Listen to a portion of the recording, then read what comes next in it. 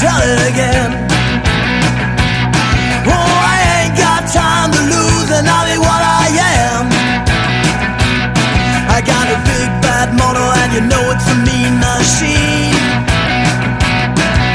You know I keep it running, and I keep it running clean.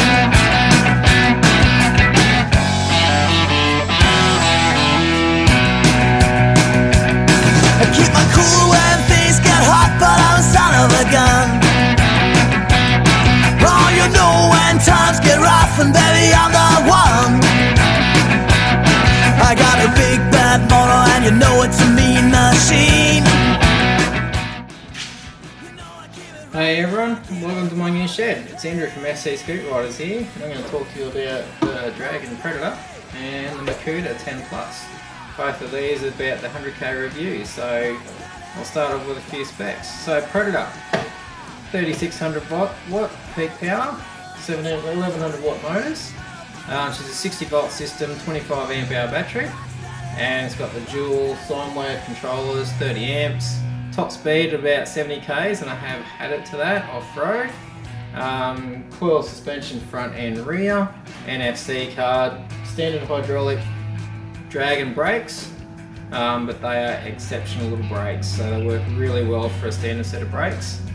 Makuta, it's another 60 volt system. It comes in two battery platforms. It comes in a 21 amp hour and a 25.6 amp hour version. 25.6 has an LG battery.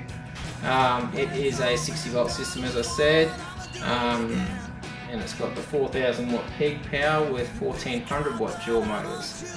So lots of go, lots of wheel spin on the front on this one.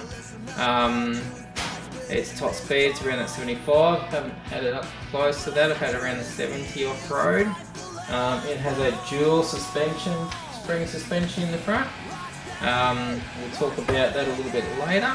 And it has the nut hydraulic brakes. And I'll talk a little bit about those as well, pros and cons. Both of these do come with NFC card reader. The Makuta, you do need the NFC to turn it on.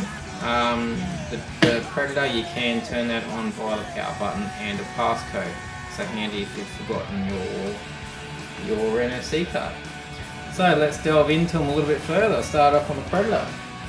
So at the moment she's back in at Bike Scooter City at the time of filming, ready for sale again. Get in really quick.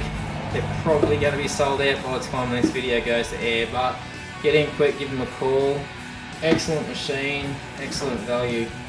Been riding this one the most. I actually like this one the most. Its brakes are great, the throttle's fantastic.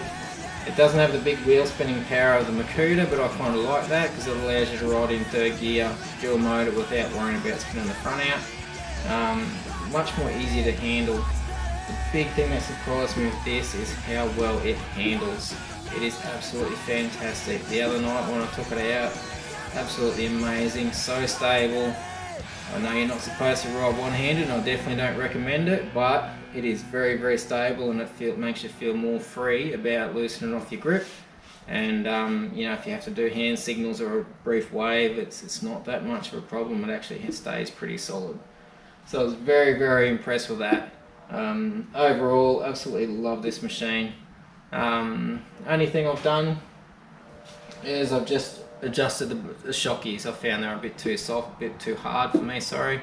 I'm only just under 80 kilos, so it came out wound up pretty tight, so it was pretty stiff.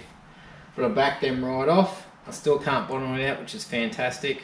Off of jumps, off gutters, lands, sits perfectly. Excellent little machine. And like I said, yeah, very, very hotly contested machine, this one, very popular.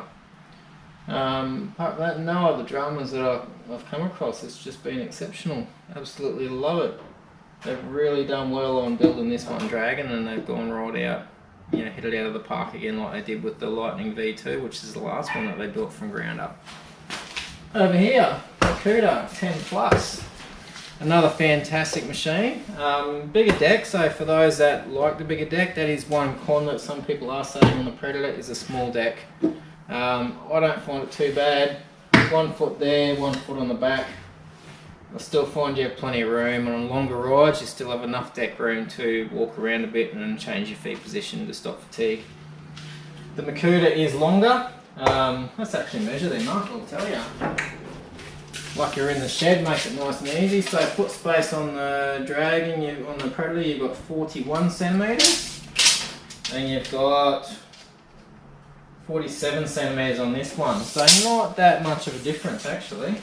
Quite surprising. You do get a bigger foot plate here too, so that makes it a little bit easier. So yeah, like I said, dual spring suspension. Now this actually got me a little bit. I thought it was going to be, you know, really good and really solid, but it is easy to bottom it out. I did back them off. Again, because I'm lighter, I find the rides are a bit stiff from factory, so I backed the suspension off. But it's very easy to bottom out over a gutter, so I've actually had to wind them right back up again to try and stop that bottoming it out. A few people have said that about the Makutas. Being dual springs, they are a bit weaker in the coil compared to a single sprung machine. So yeah, probably, you know, check your suspension and twist that up to make it suit you the best. It rides fantastic as well. Very quick off the mark. This thing will spin the wheel up to about 20-30k. You're going to get wheel spin. And it's not controllable either. It's only controllable by the throttle, unlike the likes of the Nami Bernie, where you can actually turn the motor down in the front or rear, depending on what you want to do.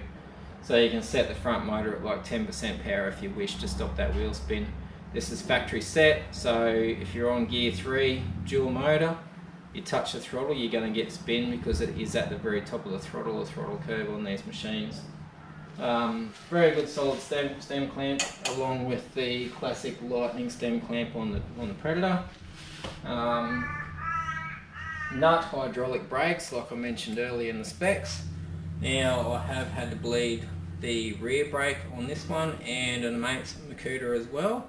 They just got a little bit soft, but a quick bleed, not a problem. So they pull up fantastic. You know, all the brakes on these latest Dragons and the Makuta are just absolutely amazing. Really love them. What else can we talk about? So yeah, some of you might notice there is a guard missing off the front. That did get broken on a ride just recently due to the fact that the handlebars can actually turn right round.